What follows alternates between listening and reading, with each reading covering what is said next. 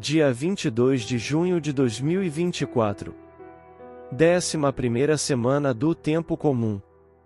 Seja bem-vindo ao canal Coração em Oração. Primeira leitura. Leitura do segundo livro das Crônicas.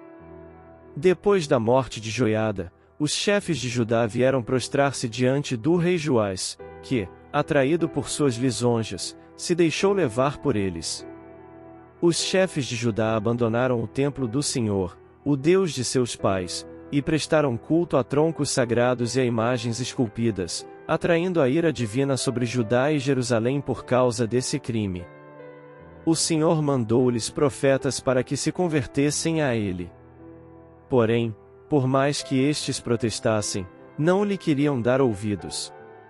Então o Espírito de Deus apoderou-se de Zacarias, filho do sacerdote Joiada, e ele apresentou-se ao povo e disse: Assim fala Deus. Por que transgredis os preceitos do Senhor? Isto não vos será de nenhum proveito. Porque abandonastes o Senhor, ele também vos abandonará. Eles, porém, conspiraram contra Zacarias e mataram-no à pedrada por ordem do rei, no pátio do templo do Senhor. O rei Joás não se lembrou do bem que Joiada, pai do profeta, lhe tinha feito, e matou o seu filho. Zacarias, ao morrer, disse: Que o Senhor veja e faça justiça. Ao cabo de 1 ano, o exército da Síria marchou contra Joás, invadiu Judá e Jerusalém, massacrou os chefes do povo, e enviou toda a presa de guerra ao rei de Damasco. Na verdade, o exército da Síria veio com poucos homens, mas o Senhor entregou nas mãos deles um exército enorme, porque Judá tinha abandonado o Senhor, o Deus de seus pais. Assim, os sírios fizeram justiça contra Joás. Quando eles se retiraram, deixando-o gravemente enfermo, seus homens conspiraram contra ele, para vingar o filho do sacerdote Joiada, e mataram-no em seu leito. Ele morreu e foi sepultado na cidade de Davi, mas não no sepulcro dos reis. Palavra do Senhor. Graças a Deus. Salmo responsorial. Guardarei eternamente para ele a minha graça. Eu firmei uma aliança com meu servo, meu eleito. E eu fiz um juramento a Davi, meu servidor. Para sempre, no teu trono, firmarei tua linhagem. De geração em geração garantirei o teu reinado. Guardarei eternamente para ele a minha graça. Guardarei eternamente para ele a minha graça. E com ele firmarei minha aliança indissolúvel. Pelos séculos sem fim conservarei sua descendência. E o seu trono, tanto tempo quanto os céus, há de durar. Guardarei eternamente para ele a minha graça.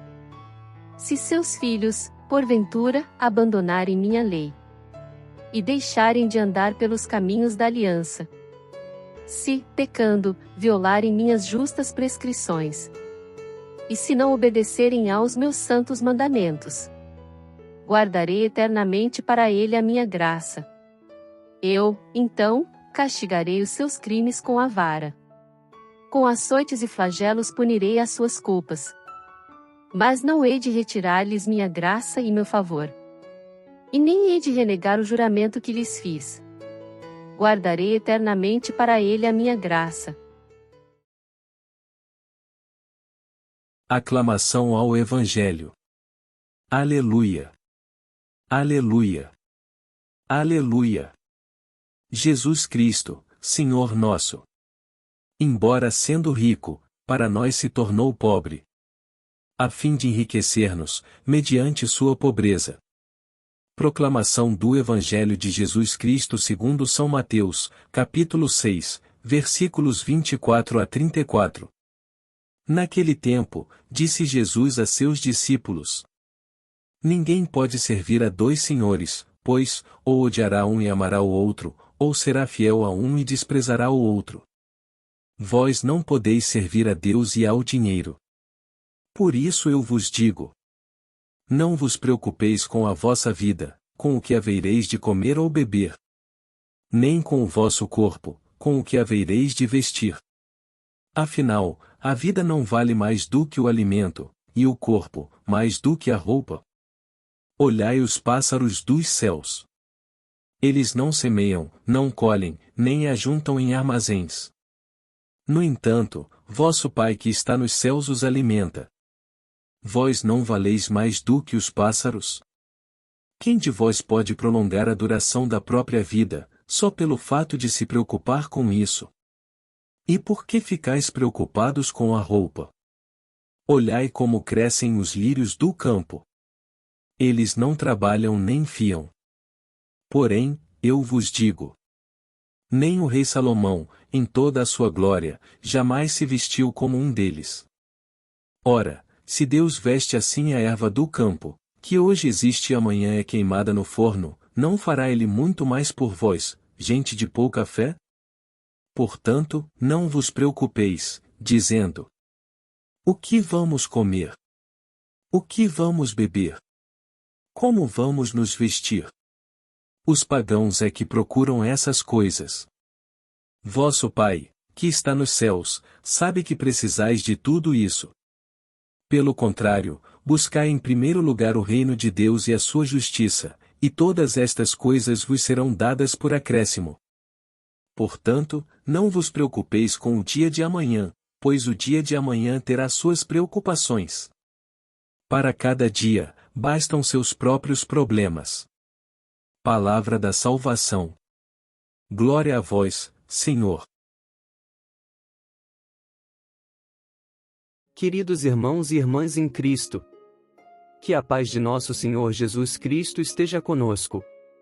A leitura do segundo livro das Crônicas nos transporta para um período turbulento da história de Israel. Após a morte do sacerdote Joiada, que havia sido um mentor e conselheiro fiel ao rei Joás, o cenário político e espiritual muda drasticamente.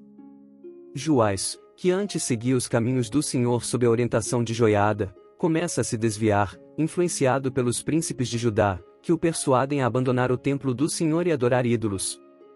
Este desvio leva a uma série de consequências trágicas para o reino. No contexto histórico, este período reflete uma fase de infidelidade e apostasia, onde a liderança se afasta dos ensinamentos divinos, resultando em desastres nacionais. O profeta Zacarias, filho de Joiada, é enviado por Deus para advertir o povo, mas ele é rejeitado e assassinado. Esta traição não fica impune, e culmina na queda de Joás, que é morto por seus próprios servos, evidenciando a justiça divina. Ao trazermos esta reflexão para os dias atuais, somos convidados a refletir sobre a fidelidade aos princípios divinos em nossas próprias vidas. Vivemos em um mundo onde somos constantemente bombardeados por influências que nos desviam dos ensinamentos de Cristo. Assim como Joás foi seduzido pelas falsas promessas de poder e riqueza, podemos nos perder nas tentações modernas, seja pela busca incessante por status, consumo desenfreado, ou pela idolatria e dependência das tecnologias e redes sociais. O Evangelho de Mateus complementa essa mensagem ao abordar a questão do verdadeiro serviço e a confiança em Deus. Jesus nos ensina que não podemos servir a dois senhores. Não podemos servir a Deus e ao dinheiro.